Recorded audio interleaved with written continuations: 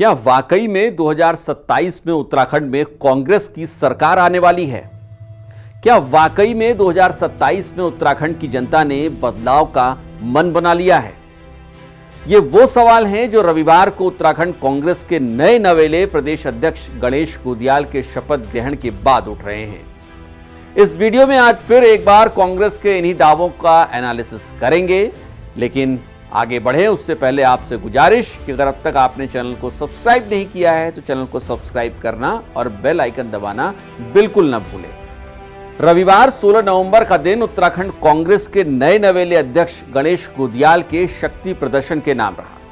पदभार ग्रहण करने के साथ ही एयरपोर्ट से लेकर कांग्रेस कार्यालय तक गणेश कुदियाल ने साफ कर दिया कि वो पहले से कहीं अधिक ताकतवर होकर लौटे हैं। प्रदेश अध्यक्ष के तौर पर अपने पहले कार्यकाल की तुलना में इस बार उनके साथ अधिक नेता और कार्यकर्ता जुड़े हुए हैं। गणेश कुदियाल जिस वक्त पदभार ग्रहण कर रहे थे उस वक्त कांग्रेस के तमाम बड़े नेता, चाहे उसमें हरीश रावत शामिल हो, प्रीतम सिंह शामिल हो या फिर और तमाम बड़े नेता, वो सभी एक ही मंच पर दिखाई दे रहे थे। जाहिर है कि एकता दिखाने का मंच भी था और मौका भी था, क्योंकि जब नेता एकजुट होते दिखते हैं तभी कार्यकर्ता मन से चुनाव के लिए जुटते हैं। हालांकि ये कह पाना कांग्रेस के मामले में थोड़ा मुश्किल है कि कांग्रेसी नेताओं का ये एकता सिर्फ मंच तक सीमित है या फिर ये पार्टी के उन बंद कमरों में भी दिखाई देगी जहां चुनावी रणनीतियां बनाई जाती हैं। फिलहाल पदभार ग्रहण करने के बाद कांग्रेस नेताओं ने जो बयान दिए हैं उनमें दावा किया गया है कि 2027 में कांग्रेस उत्तराखंड में सरकार बनाएगी। इस दावे का एनालिसिस करना बेहद जरूरी है। मौजूदा विधानसभा में कांग्रेस की कुल 19 सीटें हैं। साल 2017 में हुए विधानसभा चुनाव में कांग्रेस के पास 11 सीटें थी। इस लिहाज से देखें तो कांग्रेस 2017 की तुलना में अच्छा कर रही है, लेकिन जिस दर से अच्छा प्रदर्शन दिखना चाहिए वो दर कहीं नहीं दिख रही है। हो सकता है कि कांग्रेस के दावे के पीछे हरक सिंह रावत और यशपाल आर्या का पार्टी में लौट आना हो। यह भी हो सकता है कि हरीश रावत की हरक और यशपाल को लेकर नाराजगी अब कम होने लगी हो और यही वजह है कि कांग्रेस दावा करने की स्थिति में आ गई हो। लेकिन इन सभी अच्छे संकेतों के बावजूद कांग्रेस के पास करने को अभी भी बहुत कुछ बाकी है। महिला और युवा वोटर्स की ताकत को अपने पक्ष में करना बाकी है। अपने पुराने कैडर वोट्स को फिर एक बार अपनी तरफ खींचना बाकी है। साइलेंट वोटर्स के लिए अलग रणनीति बनाना भी बाकी है। संगठन को मजबूत करना और नए लोगों को जोड़ना भी अभी कांग्रेस के लिए बाकी है। यही नहीं, बिहार इलेक्शन के रिजल्ट के बाद ये साफ हो गया है कि पार्ट टाइम पॉलिटिक्स से काम तो अब चलने वाला है। सातों दिन 24 घंटे आपको चुनावी मोड में ही रहना होगा। प्रदेश, जिला, ब्लॉक, यहां तक कि मोहल्ला स्तर पर अपने कार्यकर्ताओं को एक्टिव करना होगा। तब कहीं जाकर कांग्रेस नेताओं के ये दावे मंजिल की ओर जाते दिखाई देंगे। आज इसी एपिसोड में एक और चर्चा बेहद जरूरी है।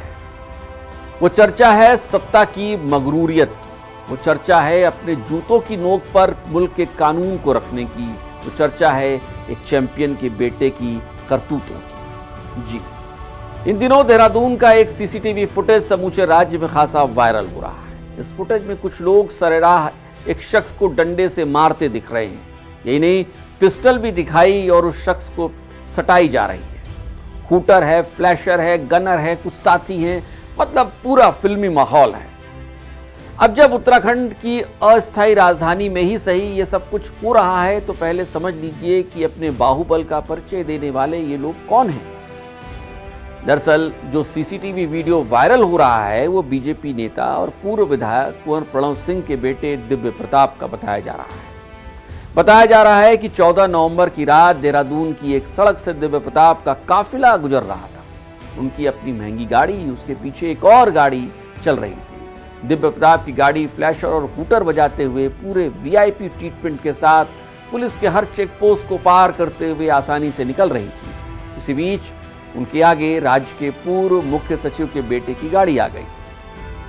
बताते हैं कि कुंवर प्रणव के बेटे अपनी गाड़ी को साइड मिलने से देरी में इतने नाराज हो गए कि उन्होंने आगे चल रही गाड़ी को पूरे दबंगई वाले अंदाज में सरेराह ओवरटेक करके रोक लिया।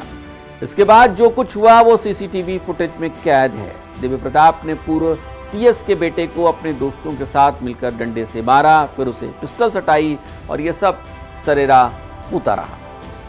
हालांकि पूर्व सीएस के बेटे ने मुकदमा दर्ज कराया और पुलिस कुछ एक्टिव हुई, लेकिन मामला चूंकि सत्ताधारी दल से जुड़े पूर्व विधायक का था तो फिलहाल पुलिस ने दिव्य प्रताप को 3 दिनों का अल्टीमेटम दिया है पेश होने के लिए। यह भी दिलचस्प है, आम नागरिकों को घर से पल भर में उठा लेने वाली पुलिस पूर्व विधायक के बेटे का इंतजार कर रही है।